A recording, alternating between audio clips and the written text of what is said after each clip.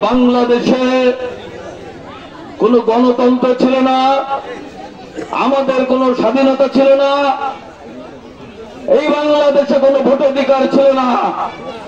এখানে আমরা যারা এখানে উপস্থিত রয়েছি, গত 15টি বছর আমরা কি কেউ ভোট দিতে পেরেছি?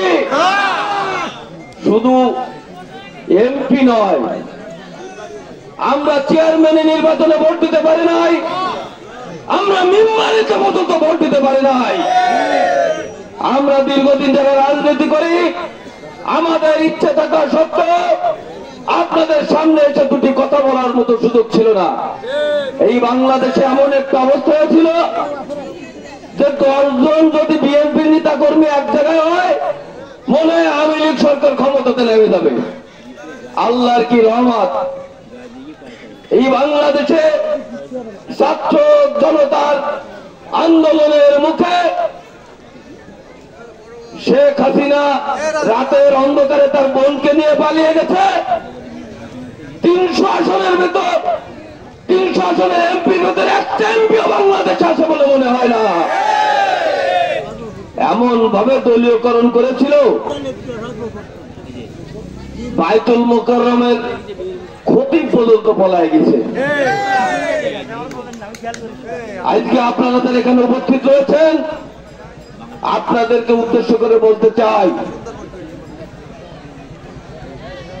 90 সালের পরে এই রামপাল মঙ্গলে আমরা একজন এমপি করতে পারি নাই, এই উরকা ইউনিয়নে আমরা একজন চেয়ারম্যান করতে পারি নাই। 91 সালে শামীম সাহেবকে সাথে নিয়ে মুস্তাফিজুর রহমানের নির্বাচন করেছি।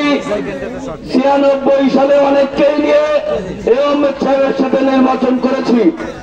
তারপরে আমরা বিএনপির পক্ষ থেকে আমাদের ধানের শীষের একজন প্রার্থীও পাই নাই।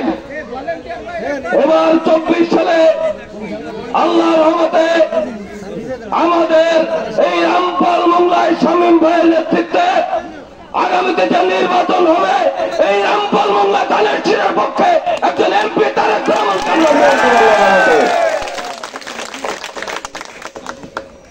প্রধান অতিথি আছেন, বক্তব্য দিতে গেলে প্রধান অতিথি আর বক্তব্য দিতে পারবেন না, সময় পাবেন না। আমার এমন এই সময় এসে যায়, অনেক কথা থাকলেও কথা বলতে পারি না।